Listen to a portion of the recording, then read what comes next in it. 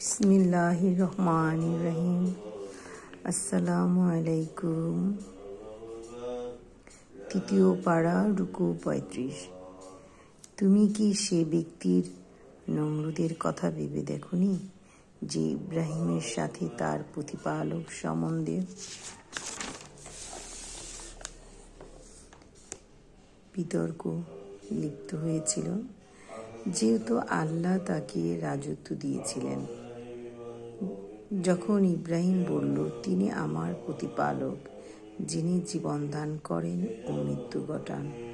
সে বলল, আমিও তো জীবন দান করি ও মৃত্যু ঘটাই।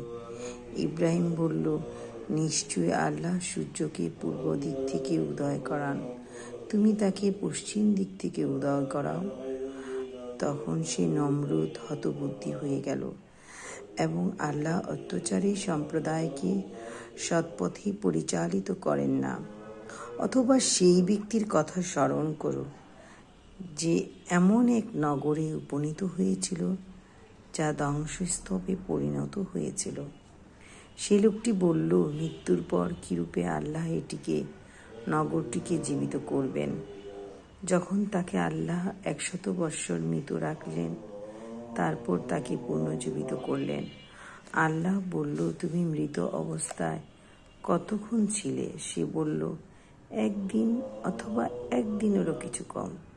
তিনি বললেন, বরং 100 বৎসর মৃত অবস্থায় অবস্থান করেছিলে, আর তোমার খাদ্য সামগ্রী পানীয় বস্তুর প্রতি লক্ষ্য করো, তা অবিকৃত রয়েছে। এবং তোমার গাদাটির প্রতি লক্ষ্য করো।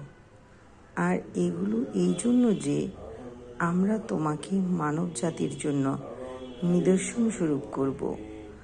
আর গাদার অস্থিগুলোর প্রতি লক্ষ্য করো, কিভাবে সেগুলোকে আমরা সংযোজিত করি এবং মাংস দ্বারা ডেকে দিই।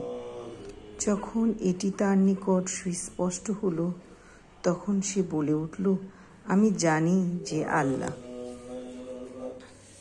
সব বিষয়ে সর্বশক্তিমান। আরও স্মরণ করো, যখন ইব্রাহিম বলল, হে আমার প্রতিপালক, কিভাবে তুমি মৃতকে জীবিত করো, আমাকে দেখাও। তিনি বললেন, তুমি কি